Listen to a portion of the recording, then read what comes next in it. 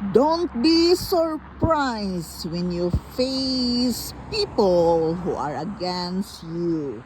This is just a reminder to each and every one of us.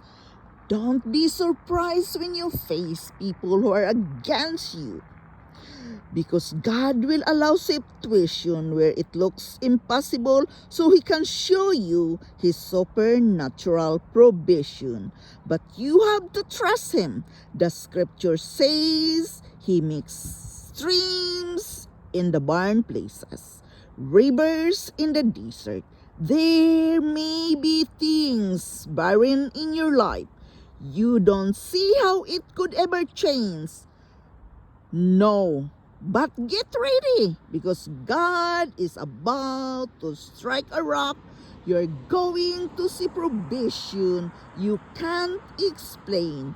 Good breaks that make sense in your life. Believe in Him.